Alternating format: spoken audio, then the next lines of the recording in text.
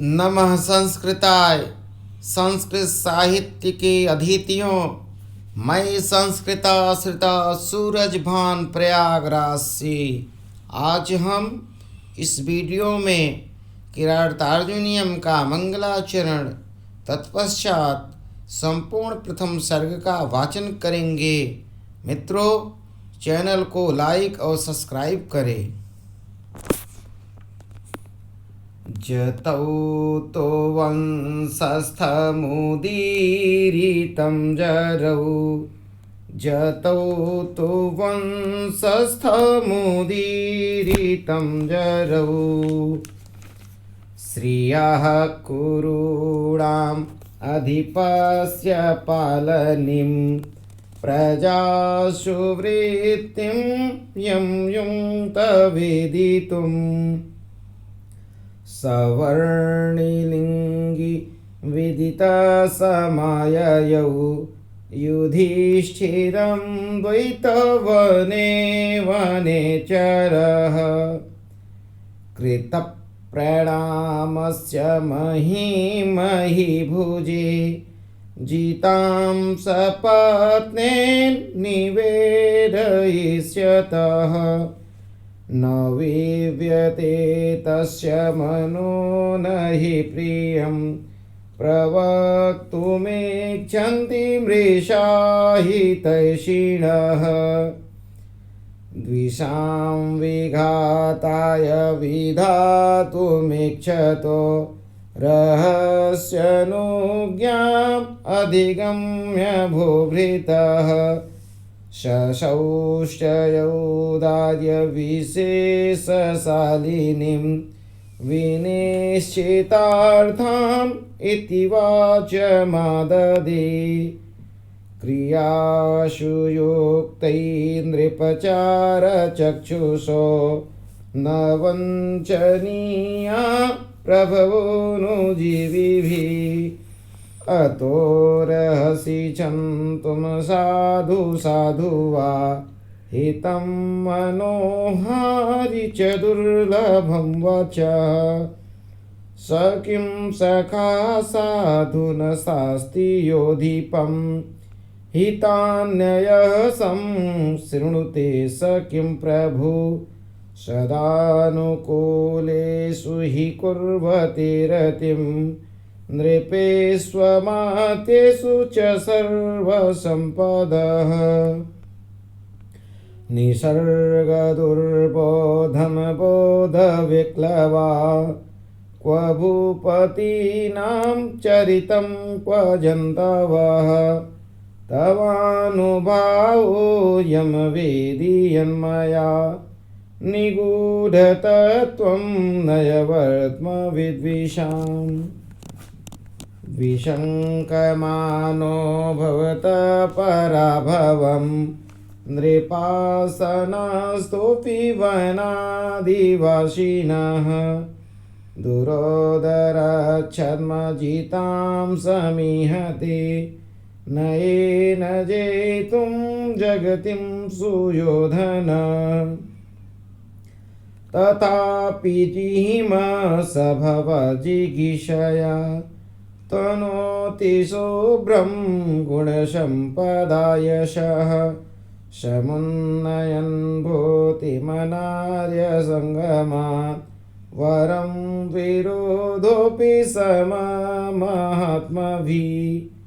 कृतारिषड्वर्गजयेन मानवीम्, अगम्यरूपां पदवीं प्रपिशुना। विभजनकं दिवमस्ततन्द्रिणा, वितन्यते तेन नयेन पौरुषम्। सखीनिव प्रीतियुजोनुजीविन, समानमाना सुहृदस्य बन्धुभिः। स सन्ततं दर्शयते गतस्मयः, कृताधिपत्यामिव साधु बन्धुताम्। असक्तमाराधयतो यतायतं, विभज्य भक्त्या समपक्षपातया गुणानुरागादिवशक्यमीवान् न बाधते त्रिगण परस्परम् निरत्ययं सामनदानवर्जितं न भूरिदानं विरहय्य सत्क्रियां प्रवर्तते तस्य विशेषशालिनी गुणानुरोधेन विना न सत्क्रिया वसूनिवाचन्यवसीन मन्युना स्वधर्म इत्येव निवृत्तकारणः गुरोपदिष्टेन नृपौ सुतेऽपि वा निहन्ति दण्डेन सधर्मविप्लवम् विधाय रक्षान् परितापरेतरान् असङ्किताकारमुपैति शङ्कितः क्रियापवर्गेष्वनुजीविषात्कृता कृतज्ञताम् अस्य वदन्ति सम्पदः अनारतं तेन पदेषु लम्बिता विभज्य सम्यग् विनियोगसत्क्रिया फलन्त्युपाया परिम्रेहितायति उपेत्य संघर्षमिवार्थसम्पदः अनेकराजन्यरथा स्वशङ्कुलं तदीयमास्थाननिकेतनाजिरं नयत्ययुग्माक्षरगम्भीराद्रतां भृशं रिपोपायनदन्ति न मदः सुखेन लभ्या ददता कृषिवलै अकीष्टपच्य इव सस्य सम्पदः वितन्वती क्षेम अदेव मातृका शिराय तस्मिन् कुर्वश्य कसति उदारकीर्तिहृदयं दयावता प्रशान्तबाधं दिशतोऽभिरक्षया स्वयं प्रदोदिष्य गूढैरुपश्नुता वशोपमानस्य वसूनि मेदिनी महौजशो मानधनार्चिता धनुर्भृतः संयति लब्धकीर्तया न संहतास्तस्य न भिन्नवृत्तया प्रियाणि वाचन्ति सुभिः समीहितुम् महीभृतां सचरितैश्चरैक्रिया शवेदने समशेषितक्रिया महोदयैतस्य हितानुबन्धिभिः प्रतीयते धातुरिवेहितं फलैः न तेन सज्यं क्वचिदुद्यतं धनु कृतं न वा कोपविजिह्यमाननं गुणानुरागेण शिरोभिरुह्यते नराधिपैर्माल्यमिवास्य शासनम् शयौवराज्येन यौवनोद्धतं निधाय दुःशासनमेधशासन मखेष्वखिन्नो नुमता पुरोदशा दीनोतिहव्येन हिरण्यरेतशं प्रलीनभूपालमपि स्थिरायति प्रशासदा वारिधिमण्डलं भुवा सचिन्तयन्तेव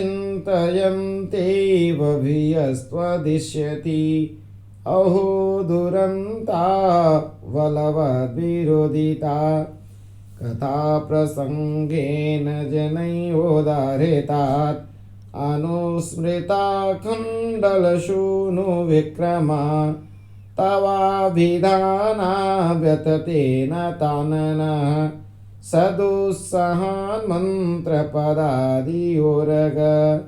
तदा सुकर्तुं त्वयि जीवमुद्यते विधीयतां तत्र विधेयमुत्तरं परप्रणीतान् वचांसि चिन्वतां प्रवृत्तिसारा खलु मादृशां गिरः इति रयित्वा गिरमात्तसक्रिये गते तपत्यौवनसन्निवासिनां प्रवेश्य कृष्ण सदनं महीभुजा तदाख्यचक्षेऽनुजसन्निधौ वचः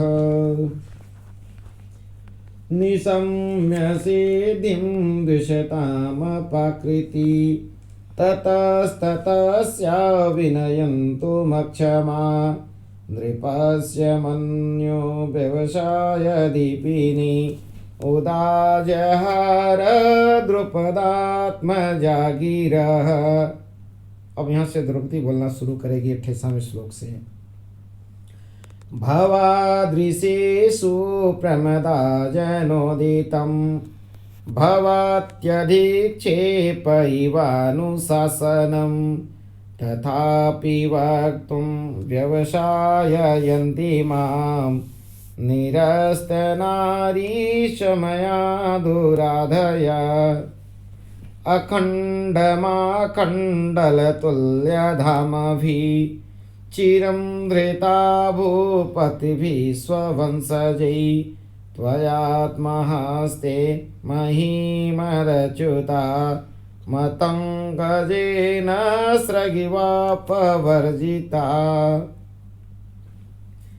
व्रजन्ति ते मूढधिया पराभवं भवन्ति माया विषयेन मायिना प्रवृश्य हि घ्नन्ति शठास्तथा विधान् असंवृतांगा निशिता इविषवः गुणानुरक्ताम् अनुरक्तसाधन कुलाभिमानी कुलजां नराधिप परैस्त्वदन्यकैवापहारयेत् मनोरमाम् आत्मवधूमिव श्रियं भवन्तमेतर्हि मनस्वीगर्हिते विवर्तमानं नरदेव वर्त्मनि कथं न मन्युज्ज्वलयतुदीरितः शमीतरुं शुष्कमिवाग्निरुच्छिकः अवन्ध्यकोपस्य विहन्तुरपदां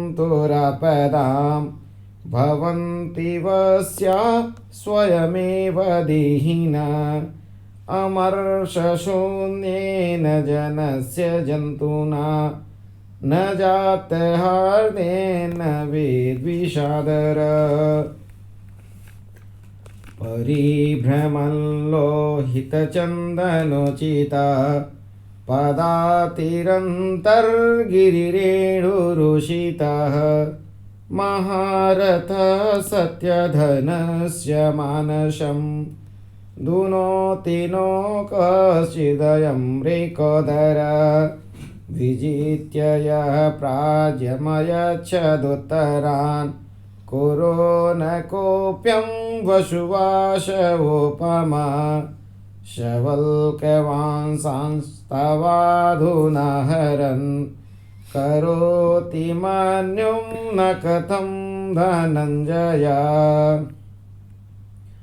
वनान्तसंज्ञा कठिनीकृताकृति कचाचितौ पेष्वगिवागजौ गजौ कथं त्वमेतौ धृतिसंयमौ यमौ विलोकयान् सहसेन बाधितुम् इमामहं वेदनतावकीधियं विचित्ररूपा खलु चित्तवृत्तया विचिन्तयन्त्या भवदापदं परां रुजन्ति चेतः प्रसभं ममाधया पुराधिरूढशयनं महाधनं विबोध्यशेयः स्तुतिगीतिमङ्गलै अदर्भदर्भाम् अधिशय्य सस्थलिं जहासि निद्राम् असि वै शिवारुतै पुरोपनीतं नृपरामणीयकं द्विजातिशेषेण यदेतयन्दशा तदद्यते वन्यफलाशिन परं परैतकार्ष्यं यशसा शमं वपु अनारतं यौमणिपीठसायिनौ अरञ्जयद्राजशिरस्रजं व्रज निषीदतस्तौ चरणौ वनेषु ते मृगद्विजालूनशिखेषु बर्हिषाम् द्विषन्निमित्ता यदियं दश तत समूलमुन्मूलयतीव मे मना परय्यपर्यासितवीर्यसम्पदां पराभवो शव एव मानिनां विहाय शान्तिं नृपधाम तत्पुनः प्रसीद सन्देहि वधाय विद्विषां व्रजन्ति शत्रूनवधूय निःस्पृहा शमेन सिद्धे मुनयो नभोवृत पुरः सराधामवतां यशोदना शुद्धोत्सहं प्राप्य निकारमीदृशं भवादृशश्चेत् अधिकुर्वते रतिं निराश्रयाहं तथा मनस्विता अथ क्षमामेव निरस्तविक्रम चिराय पर्ये सुखस्य साधनं विहाय लक्ष्मी पतिलक्ष्मकार्मुकं जटाधरः सुजुहधीह पावकम्। अब पुष्पिताग्रा में है 45वां श्लोक। न समय परिरक्षणं क्षमं ते निकृति परेषु परेषु भोरिधाम्नः हरिषु हि विजयार्थिनः क्षितीशा विदधति सोपधि संधिदूषणानि। अब 46वां श्लोक है मालिनी छंद में। विधि समय नियोगात् दीप्ति संघार जीमं शिथिलवशुमगाधि मग्नमापात्य योधौ रिपुतिमिरमुदस्योदीयमानं दिनादौ दिनकृतमिव लक्ष्मीं त्वां समवेतु भूयः दिनकृतमिव लक्ष्मीस्त्वां समवेतु भूयः। इस तरह से हमारा 46 श्लोक किरात का संपन्न हुआ। तब तक के लिए नमः संस्कृताय।